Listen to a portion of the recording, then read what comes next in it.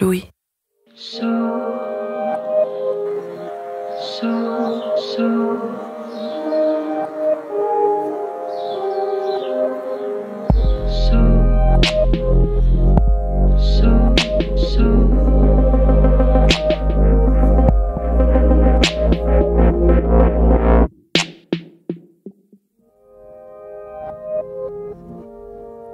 C'est l'histoire de n'importe quelle rencontre. On se fait une idée de l'autre et chaque mot, chaque geste affine cette idée, la développe, la transforme. On se fait une idée de l'autre et les jours passant, parfois les années, cette idée épaissit. Elle devient l'un des piliers du réel. Voilà qui est l'autre et voilà le réel dans lequel je vis. Que se passe-t-il quand cette idée s'effondre ? Comment se refaire alors une idée du réel ? Voici Serial Mytho, une série de Mathieu Palin. 4 épisodes sur le mensonge, la trahison et l'amitié. Épisode 3. Je suis Charlotte Pudlewski. Bienvenue dans cette nouvelle saison de notre podcast d'Histoire vraie. Bienvenue dans Passage.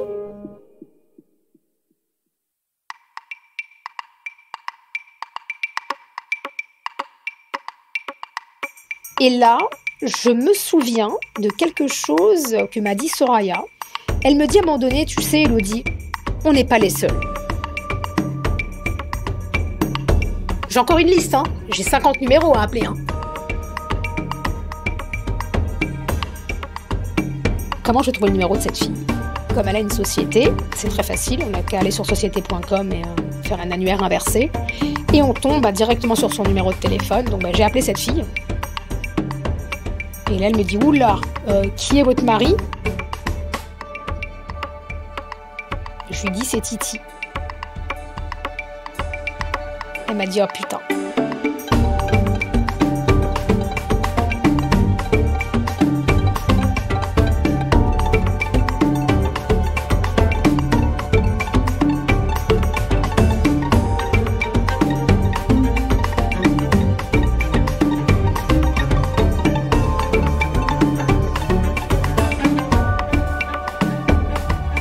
Pendant qu'il m'écrivait H24, en réalité, il commençait une relation avec cette fille.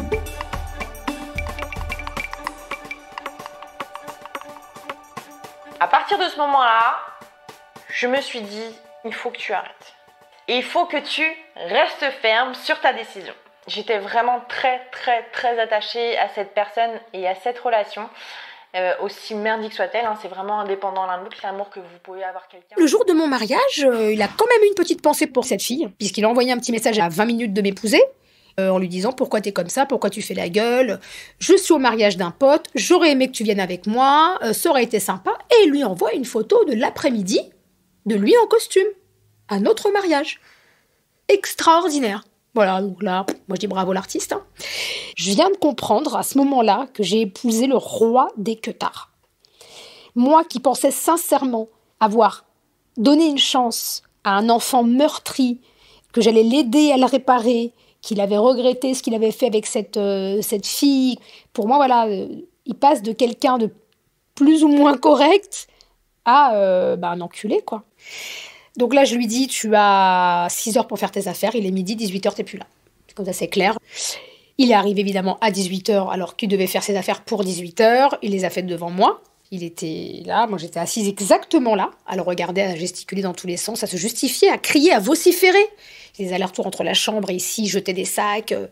Il me dit oui, en fait, t'as jamais accepté ma fille, c'est pour ça que tu me cherches des excuses, mais la mytho, je l'ai jamais baisée, mais c'est une pute, mais n'importe quoi, mais de quoi tu me parles ? Je lui dis non, mais j'ai des preuves, mais t'as quoi comme preuve ? Mais t'as rien comme preuve, mais c'est une mytho, tu la connais pas, c'est une nymphomane, blablabla, blablabla. Mais là, j'ai Julie en tête, mais je peux pas lui en parler encore.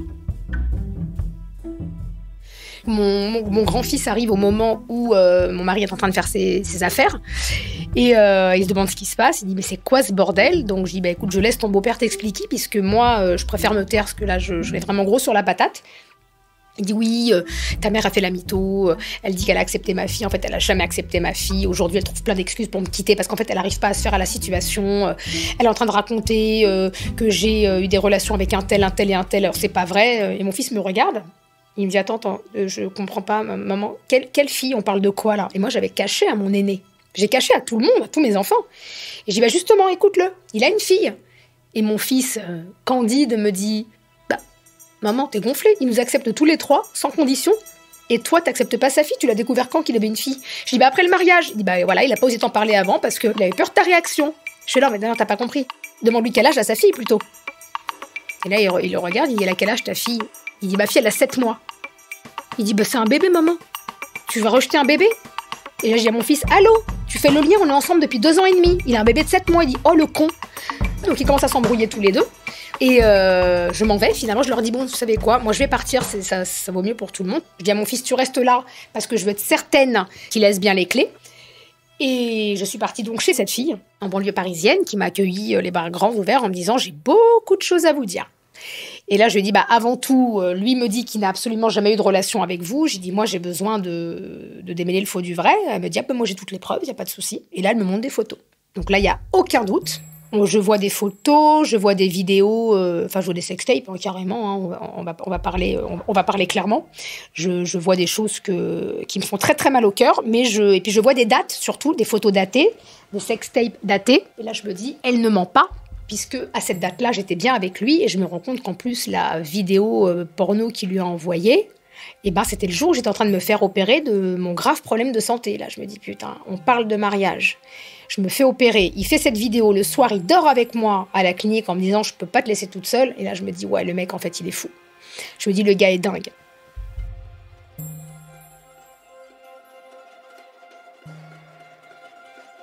Donc moi, il m'appelle évidemment toute la soirée. « Non, chérie, je t'en supplie, pardonne-moi ». Il se met à pleurer. Et je lui dis « non, mais bon, si tu veux, j'ai reçu des vidéos qui sont vraiment sans équivoque. Hein, je te passe les détails. Non, je veux voir ce que tu as reçu. » Donc je lui envoie.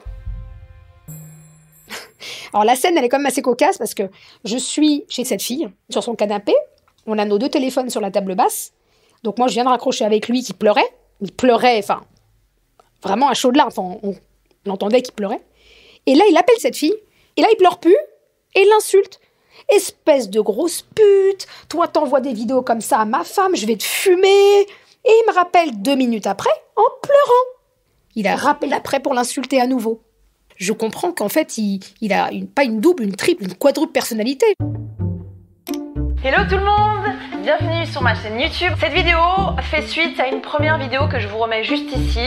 Donc elle date d'il y a 1 an où je vous expliquais comment sortir d'une relation toxique. Je vous présente ma copine Elodie, qui est devenue ma copine. Et du coup, on va pouvoir vous raconter vraiment ce qui s'est passé.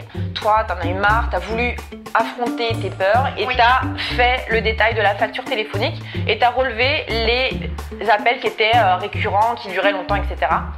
Et donc, tu es tombée sur Julie. Donc, je vous présente Julie, qui est, on n'est pas des numéros, mais qui est arrivée du coup en 4e position. Donc là, on rigole parce qu'en fait, très très vite, on s'est liés d'amitié, on est restés solidaires. Ouais. Vous avez vu, ceux qui me suivent sur les réseaux sociaux, on est partis au Grand Bornand ensemble. On est partis, toi et moi, on est partis à La Réunion. On a prévu de partir au Maroc. Bref, il y a une vraie amitié et on peut se dire que avec toutes les choses mauvaises qu'il a faites, il en a bien réussi une, c'est de pouvoir nous faire nous rencontrer et être amis. Ces filles-là sont régulièrement chez moi, on échange. Julie n'est pas bien, mais elle arrive vite à reprendre le dessus, donc on fait face ensemble. Voilà, on parle de lui, évidemment, on essaie de comprendre comment on a pu se faire avoir. Et avec Julie, on décide comme ça un soir, on s'emmerde, et on décide de faire la facture téléphonique. En fait, ce qu'il faut savoir, c'est que ces factures de téléphone, c'est 5 ou 6 pages de numéros, quoi. Donc, plein de numéros différents. Il y a ceux qui sont récurrents, mais il y en a vraiment beaucoup. Donc là, on commence à appeler les plus récurrents, où les heures tardives peuvent paraître suspectes. Puis là, il y a beaucoup de femmes quand même. Il y en a beaucoup. Alors, celles qui ne veulent pas parler, celles qui, dès qu'elles entendent la voix d'une femme, raccrochent, celles qui te disent qu'elles ne veulent pas du tout avoir d'histoire. Et puis 1 ou 2 hommes quand même. 3-4 heures du matin, j'interroge un homme. Je lui dis, t'es qui par rapport à mon mari? C'est qui ton mari? C'est lui. Ah, il est marié, lui. Elle est une femme. Je sais pourquoi, tu le connais bien? Un peu, ouais. Je lui dis, mais tu le connais bien comment? Rien, non, rien. Donc on comprend qu'il a eu beaucoup d'autres relations, et puis les langues se délient. Les langues se délient, ça commence à parler à droite à gauche. Le mec qui dit, de toute façon, c'est un queutard. Il a toujours eu ce besoin effréné d'aller à droite à gauche. C'est quelqu'un qui ne sait pas rester fidèle. Quand il part en stage, ses chambres d'hôtel sont toujours pleines. Quand il part en gala, il se fait plaisir. Lui qui me dit qu'avant un gala, pendant 1 mois, il doit rester sans faire l'amour parce que, histoire de flux sanguin, de je sais pas quoi, c'est une technique de boxeur.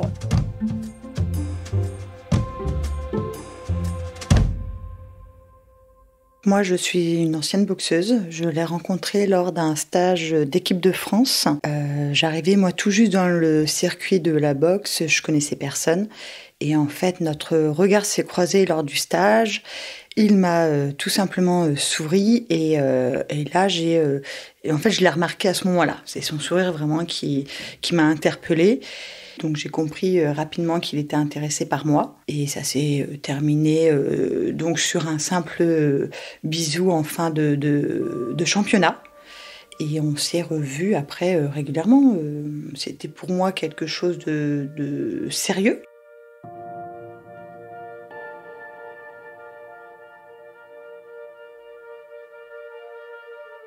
J'ai entendu une petite rumeur sur un stage d'équipe de France où j'étais conviée également, où j'ai pas pu participer. Et il y avait eu un rapprochement avec une autre fille. Donc ça a été mon premier doute. C'était au bout de 6 mois de notre relation. Pour moi, c'était clair que j'aurais plus jamais confiance en lui, même si j'ai accepté de le croire sur ce premier faux pas, on va dire. Je m'étais mis une barrière dans ma tête en me disant que je ferais jamais ma vie avec lui. Mais je suis quand même restée 5 ans. Et lorsque je lui ai annoncé que je venais sur Paris, il a été surpris, pas dans le bon sens. En tout cas, moi, je ne l'avais pas perçu comme ça. J'en ai pas fait de cas quand je lui ai annoncé, mais avec du recul, je comprends mieux pourquoi il était, je vais presque dire déçu d'apprendre que je venais sur Paris, parce que j'allais lui casser tout ce qu'il avait construit autour des mensonges. En fait, j'allais pouvoir découvrir plein de choses. On est partis ensemble en Thaïlande. Il conduisait un scooter, j'étais derrière. Et on s'est fait arrêter par la police thaïlandaise. Et il demande le permis de conduire. Je l'ai vu se décomposer. Et j'ai pas compris pourquoi, en fait, qu'il était pas bien, qu'il était blanc.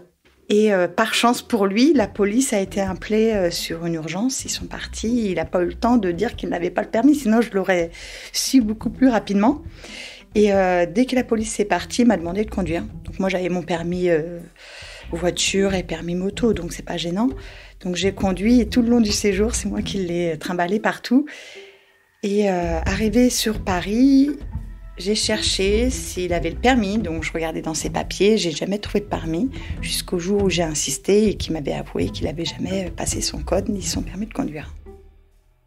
Il y avait très peu de personnes qui connaissaient ma relation avec lui. J'ai jamais voulu le présenter à mes parents parce que pour moi, je savais que c'était pas quelqu'un de fiable. Il y avait uniquement ses collègues de boxe qui savaient qu'on était ensemble et quelques-unes de mes amies, mais uniquement dans le milieu de la boxe. J'ai eu le droit au bouquet de fleurs, j'ai eu le droit au pardon, j'ai eu le droit aux larmes, j'ai eu le droit aussi à des douleurs au cœur parce que ça y est, ça lui réveillait ses problèmes cardiaques lorsque je voulais le quitter.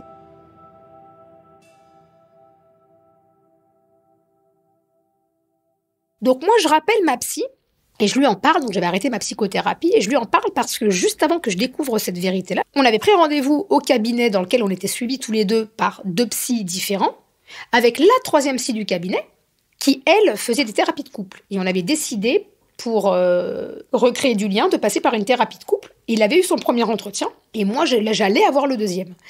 Et donc, j'ai appelé à mon cabinet en demandant à ma psy de bien vouloir avoir la gentillesse d'annuler le rendez-vous avec la psychothérapeute de couple, et je lui explique pourquoi. Elle me dit, est-ce que vous pouvez venir lundi matin, faut absolument que je vous parle. Je dis oui, pas de souci. Qu'est-ce qui se passe? Je dis, je pense pas avoir besoin de vous à nouveau. Elle me dit, ça vous le saurez dans le futur, mais en tout cas, on a levé le secret médical. Moi, j'ai parlé avec le psy qui le suivait, et avec donc la psy que vous deviez voir. Elle me dit, vous êtes en danger, il faut vraiment partir de cette relation, il faut le mettre dehors. Je l'ai mis dehors, elle m'a dit, ouf.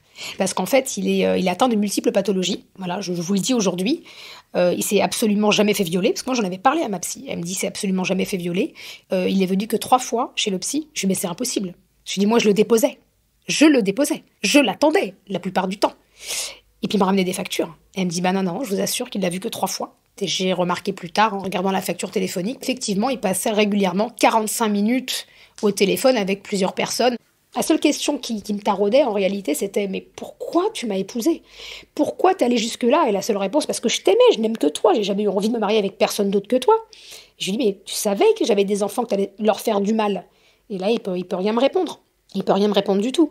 Et quand j'apprends tout ce que j'ai appris après, les Soraya, Sophia, enfin, toutes les autres filles que j'ai eues au téléphone, plus les dernières là qui m'ont appelée après la rentrée, je me dis qu'en fait, non, le mec, il se calmera jamais.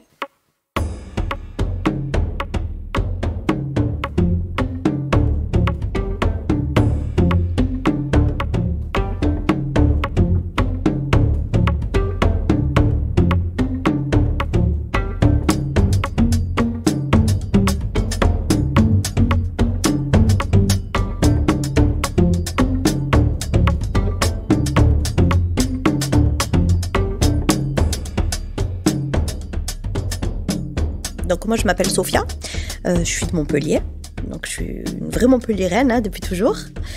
J'ai 33 ans et j'ai rencontré Titi dans les années 2005-2006. Alors en fait, c'est pas moi qui l'ai rencontré directement. À l'époque, il y avait un site de rencontre, c'était chat.com ou chat.com, je me souviens plus. Et en fait, ma cousine, elle allait souvent sur ce site-là. Et ma cousine, il faut savoir, elle adore les Antillais, les métis et tout. Bon, elle est beaucoup plus jeune que moi, hein. Elle est tombée sur le profil de Titi. Et elle a commencé à parler avec lui et tout. Bon, ça, ils ont bien accroché et tout ça. Mais sauf qu'elle a trouvé un peu trop âgé pour elle. Donc, ce qu'elle a fait, c'est que, elle m'a dit, Sophia, j'ai rencontré un gars, il pourrait te plaire et tout. Si tu veux, je te donne ses coordonnées, il est super. Ça fait un moment que je parle avec et tout sur les réseaux. Elle me dit, en plus, il se déplace souvent à Montpellier pour la boxe et tout. Franchement, je vais te passer son truc, parle avec lui à l'occasion et tout ça. Donc, moi, en fait, c'est parti d'une rigolade, hein. On a commencé à discuter tous les deux et tout. Mais franchement, sans plus. Et une fois, j'avais prévu d'aller un week-end avec des copines à moi sur Paris. Et donc, du coup, je l'ai contacté. J'ai dit, écoute, ça tombe bien, je vais passer, je vais venir un week-end et tout ça. Si tu vas, à l'occasion, on pourra peut-être se rencontrer. Je vais faire plus connaissance avec lui. En plus, il me plaisait quand même physiquement. Il était super sympa. Alors, le mec, il était souriant. Franchement, on lui donnerait... mais on croirait qu'un ange, quoi. Et donc, du coup, je l'ai appelé et c'est là qu'on s'est rencontrés la première fois. C'était un hôtel Ibis, si je me trompe pas. Ouais, hôtel Ibis au Stade de France. Et en fait, je le vois arriver avec plein de gars, quoi. Et on le dépose. Donc, il me dit, ouais, par contre, j'ai pas ma voiture, je l'ai prêtée à mon collègue et tout. Je suis obligée de rester là la nuit parce que j'habite loin et je pourrais pas rentrer. Donc, je dis, ouais, mais bon, fallait me prévenir avant quand même. Moi, j'ai pris une chambre, mais je suis pas toute seule dans la chambre, je suis avec ma cousine. Et donc, moi, je vais lui demander si ça la dérange pas, mais même moi, ça me dérangeait parce qu'on se connaissait pas, on s'était jamais vus. Et ma cousine, elle me dit, écoute, Sophia, franchement, fais ce que tu veux. En plus, si c'est un pote à toi, parce que moi, j'ai dit que c'était un pote à moi que je connaissais, voilà, mais j'ai pas dit que je l'avais jamais vu. Et donc, du coup, il est resté avec moi. Et de là, on a commencé à s'appeler vraiment tous les jours. Tous les jours, les messages. Moi, j'aimais bien sa personnalité, puis il vendait du rêve quand il parlait. C'est le mec, tu te sens en sécurité, comment il te parle, tu te sens comme une princesse, quoi.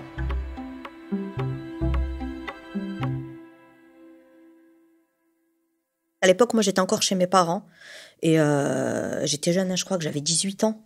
Ouais, 18 ans. Donc déjà, je venais sur Paris en cachette. Je disais pas à mon père. Donc du coup, c'est moi qui ai monté.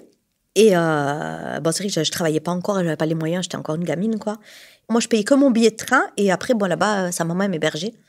Donc sa maman aussi, hein, ma belle-fille, je t'adore. Et Titi, il est à fond sur toi. Il a jamais été comme ça avec une autre fille. Et moi, il m'a jamais ramené d'autres filles à la maison. Ah, sa mère, c'était un ange. Et tu vas à la maison quand tu veux, et nanani, voilà. Et tu viendras avec nous en Guadeloupe pendant les vacances. De toute façon, ici, t'es comme chez toi. Moi, je te considère comme ma fille. Voilà, c'était vraiment quelqu'un de... Enfin, tu te dis, c'est pas possible que la personne... qu'elle te dise ça et qu'elle pense pas, quoi. Et donc, sur sa vie, il m'a toujours dit que son papa, donc c'était un Sénégalais, et son nom de famille, c'était Silla, et que son papa, il était mort, et que sa mère, c'était une Brésilienne guadeloupéenne, qu'elle avait un cancer depuis longtemps, cancer du sein, je crois. Donc, elle était malade, quoi. Elle était obligée de rester habiter avec sa maman, et il s'occupait beaucoup d'elle. Sauf que moi, à cette époque-là, ce qu'il savait pas, c'est que moi, toujours d'ailleurs, j'ai ma cousine qui travaille à la mairie de Montpellier, donc elle est au service des états civils. Et lui, il m'avait menti sur son âge. J'avais la bonne date de naissance, hein, et le bon jour, mais il m'a toujours menti sur son année de naissance, donc 1 an. Enfin, il m'a menti sur 1 an, donc je sais pas pourquoi. Un an, ça change rien pour moi, mais il m'a toujours dit qu'il était né en 81, alors qu'il est né en 80. Parce que moi, j'ai sorti son acte de naissance. Et donc, quand je l'ai mis quand je lui ai montré, quoi, la preuve, il m'a dit, ah non, mais c'est une erreur, ils se sont trompés, j'ai jamais rectifié. J'ai dit, d'accord, ok, sur l'acte de naissance. Je sais que c'est pas possible parce que moi, je travaille aussi à la mairie, mais bon, si tu le dis, c'est pas grave. Surtout que, par la suite, je me suis vraiment, réellement attachée à lui. Je suis vraiment tombée amoureuse. Ça veut dire que je voyais plein de choses et j'entendais plein de choses et j'ai vu de mes propres yeux. Et en fait, je me voilais la face. Je me voilais la face parce que j'étais déjà très jeune. C'était ma première vraie histoire, quoi, entre guillemets. Et puis, c'est quelqu'un de vraiment manipulateur. Ça veut dire, si tu vois quelque chose de bleu, lui, il va te dire c'est noir. Tellement, toi, tu vas croire après ce qu'il dit, quoi. En fait, je me voilais la face. Donc, à chaque fois, je pardonnais. Et puis je passais dessus, au-delà, quoi. Par exemple, quand je dormais chez lui, il partait au sport. Ça m'arrivait de fouiller dans ses affaires et puis de découvrir des photos. Des photos avec des nanas, limite pornographiques. Bon, ça, il ne sait pas. Par contre, je ne lui ai jamais dit que j'ai fouillé dans ton sac et j'ai trouvé des photos.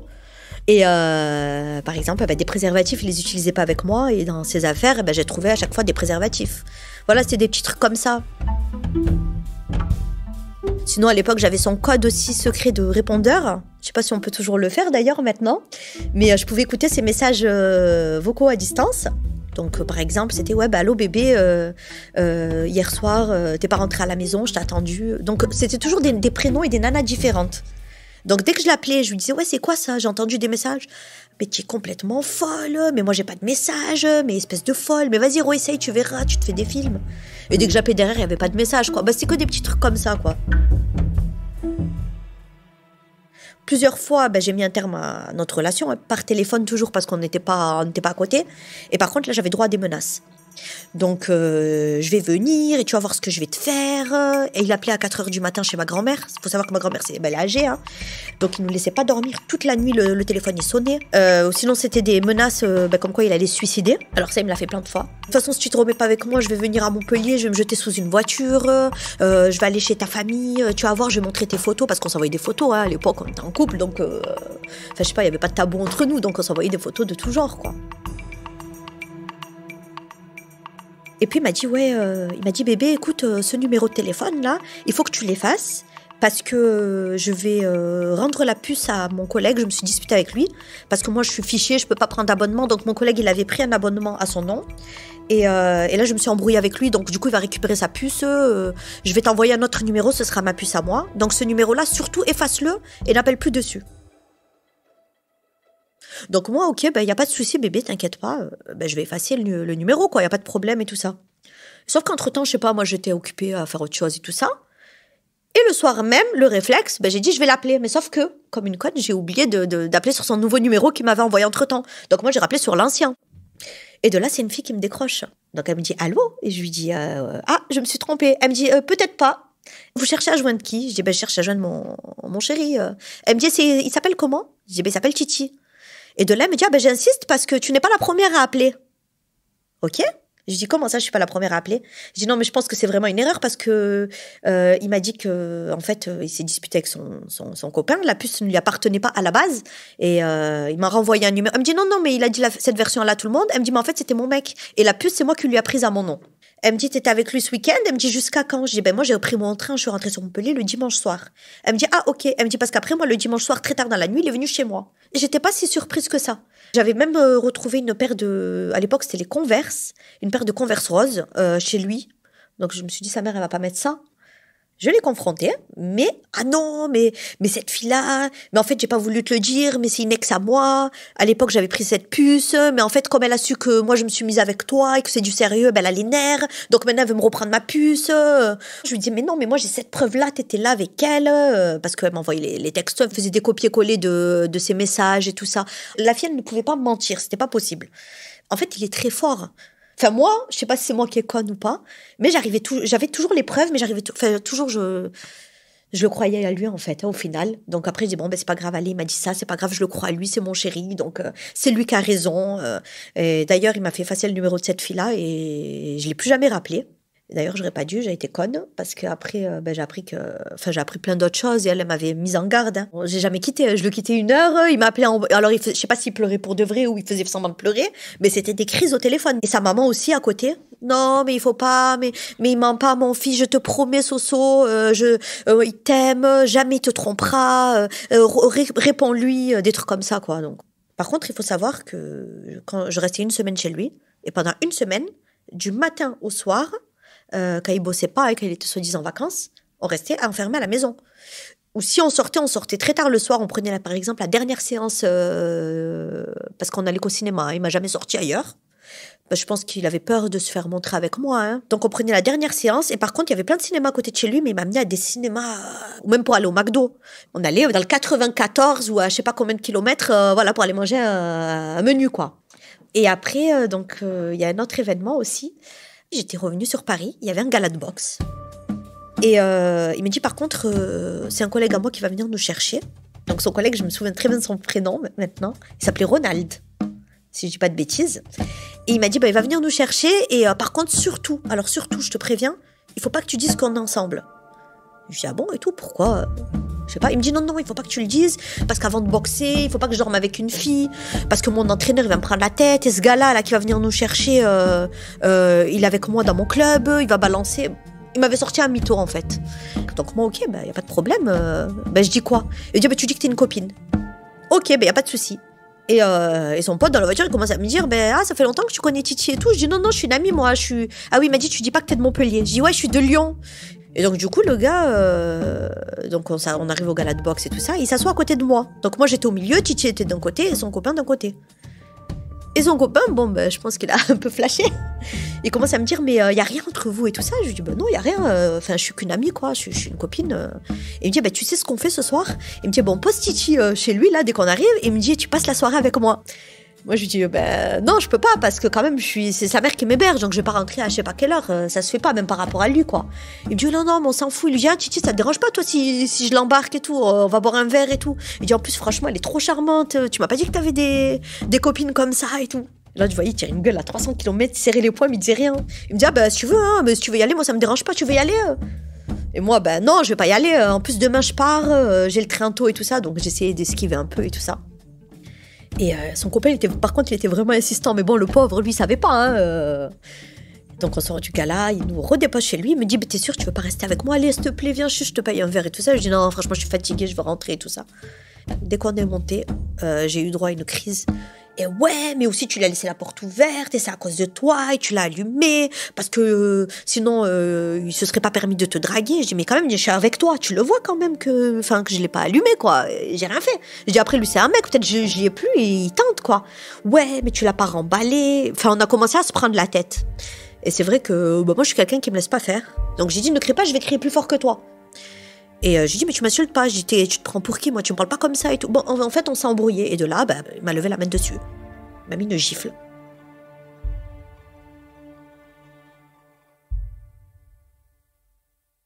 Maintenant, avec le recul, je me dis pas que c'est de ma faute parce que j'ai grandi. Après, c'est sûr qu'il y a des choses à ne pas faire. Hein. Et en fait, ce qu'il faut savoir, c'est que Titi ne supportait pas que j'ai des copains garçons. Il pensait que tous les gars étaient comme lui, je pense. Donc en fait, une fois, il m'a hébergé chez lui, qui me dit, bébé, je suis invitée au mariage à un copain à moi, je peux pas t'amener parce que c'est traiteur. Donc tout est calculé et tout, mais t'inquiète pas, tu restes à la maison avec il y a ma mère et tout ça, donc sa maman dormait dans la chambre à côté. Il me dit, moi je reste pas longtemps, vers 2h du matin, 1h maximum, je rentre à la maison. Il me dit, donc je te laisse dans ma chambre, tu regardes la télé, tu t'occupes, tu fais comme tu veux. Je lui dis, bon, t'inquiète pas, j'ai dit, vas-y, profite avec tes copains, de toute façon je suis là pour 1 semaine, on a le temps de profiter. J'ai dit, en plus moi je suis KO, je vais dormir. Et donc, entre-temps, moi, à Montpellier, j'avais rencontré une personne par le biais d'une copine à moi, quoi. Mais franchement, c'était vraiment... Il y avait rien, quoi. C'était un pote. Et donc, ce pote-là, il m'envoie un texto le soir. Coucou, ça va, une petite pensée pour toi. Mais franchement, vraiment amical, quoi. Il y avait rien de grave. Et donc, de là, on commence à textoter. Donc, je lui dis, tu sais quoi, en plus, je suis sur Paris. J'ai dit, donc, là, je suis chez mon chéri. Je t'appelle, si tu veux, on essaie de se voir, boire un café et tout. Ça me fera plaisir. Et à un moment, je sais pas si mon téléphone avait plus de batterie ou si je captais plus. J'avais eu un souci avec mon téléphone. Donc, je lui dis, attends, je te rappelle. Donc, qu'est-ce que j'ai fait ? J'ai pris le fixe de sa maman et j'ai rappelé mon pote. Et bon, c'est vrai que c'était tard, il devait être minuit, 1h du matin. Et en fait, entre-temps, j'entends la porte, les clés tourner. Donc moi, en panique, en plus avec son fixe. Donc je lui dis, attends, je te rappelle. Enfin, j'ai coupé, quoi. J'ai dit, parce que si c'est ça, il va me taper une crise, quoi. Sauf que ce que j'ai fait, j'ai oublié de reposer vite le fixe dans le salon. J'ai pas eu le temps, en fait. Parce que lui arrivait dans la chambre. Et donc, de là, il me voit, et il voit le téléphone fixe de sa mère posé sur le lit. Et il me dit, ça va, qu'est-ce que tu fais? J'ai dit, bah écoute, rien. J'ai dit, je t'attendais. Et il dit, comment ça se fait qu'il y a le téléphone là? Et sauf qu'entre-temps, mon ami, il rappelle sur le numéro. Donc, il y a le téléphone qui sonne. Et il me regarde, donc il y a un blanc. Et il me dit, c'est le fixe de ma mère. Il me dit, c'est qui? Je dis, non, mais c'est une copine. Et du coup, lui décroche. Et en fait, de là, il lui dit, ouais, t'es qui? Le gars, il dit, mais je parlais avec une amie à moi, Sophia. Et il dit, ouais, mais t'es qui toi pour Sophia? Tu la connais d'où? Et le gars, il dit, on s'est rencontrés il n'y a pas très longtemps, on a sympathisé. Il lui dit, il ne la rappelle plus sur ce téléphone et tout ça. Il raccroche. De là, j'ai même pas eu le temps de compter jusqu'à 2. Je me suis mangé une grosse gifle. Mais vraiment, ma tête, elle a tourné 10 fois. Je l'ai plus reconnu, en fait. On dirait que c'était le diable en personne. Après, ça a été des coups de tête, des coups de pied, des coups de poing. Il m'a étranglé, il m'a plaqué contre le mur. Et en fait, je criais tellement et je pleurais tellement. Alors ça, c'était vers les coups de 1h, 2h du matin. Enfin, je me retenais aussi parce que sa mère était dans la chambre à côté. Je voulais pas faire de bruit. Qui m'a fait sortir de la maison à moitié à poil. Donc, il m'a descendu en bas de chez lui. Et là, ça a continué. Alors là, par contre, il s'est vraiment acharné sur moi. Ça a duré toute la nuit. Je crois qu'il m'a percé un tympan, j'entends plus d'une oreille. Et le lendemain matin, en fait, j'avais des ecchymoses de partout, quoi. J'avais la tête gonflée, voilà. Et il m'a frappé, de 1h à 6h du matin. Et donc, moi, je criais, je me rappelle, je lui disais, mais ça y est, tu m'as tapé, jette-moi mes affaires par la fenêtre si je t'ai manqué de respect. Juste laisse-moi partir, s'il te plaît, laisse-moi partir. Et là, non, tu partiras nulle part. Il m'a déchiré mon billet de train. Il m'a dit, tu pars pas, maintenant tu restes là. Tes affaires, je te les jette pas par la fenêtre et tu vas rester chez moi. En fait, il m'a séquestré après, chez lui.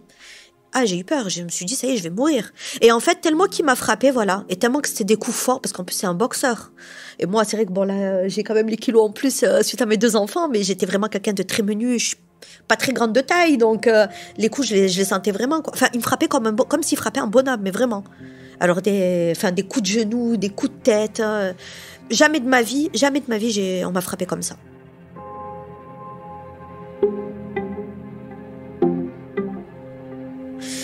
Malgré ça, je suis quand même restée avec lui.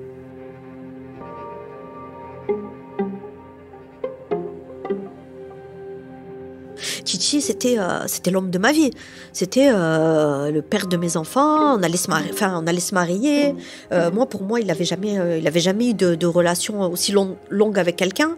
Et puis sa mère, me disait que j'étais la première fille, quoi, qui venait à la maison. Donc, donc pour moi, c'était l'homme de ma vie, quoi. Jamais, même pas une seconde, j'ai pensé à le quitter. Malgré ça, hein. Et pourtant, les coups, je les ai vraiment sentis. Hein. Et jusqu'à présent, franchement, j'en suis traumatisée, quoi. J'en suis traumatisée. Mais je suis restée avec.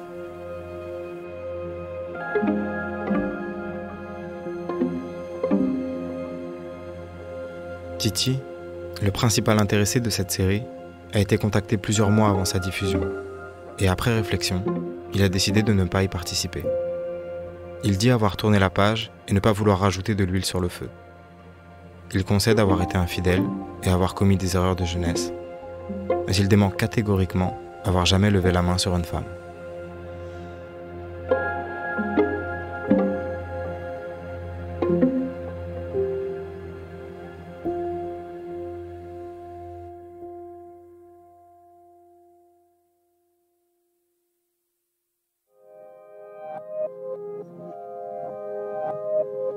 Serial Mytho est une mini-série de Mathieu Palin pour le podcast Passage de Louis Média.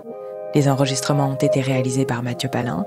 Le montage a été fait avec l'aide de Julia Courtois, Capucine Rouault et Bénédicte Gilles. La musique a été composée par Thomas Rosès, qui a aussi assuré la réalisation et le mixage de ces épisodes. Louise Emerlé est productrice et Elsa Berthaud, attachée de production. La supervision éditoriale et de production a été assurée par Maureen Wilson et Mélissa Bounois. Je suis Charlotte Pudlewski et vous écoutez Passage, le podcast d'Histoire vraie de Louis Média. Et si vous souhaitez soutenir Louis, n'hésitez pas à vous abonner au club louismedia.com/club. À très vite.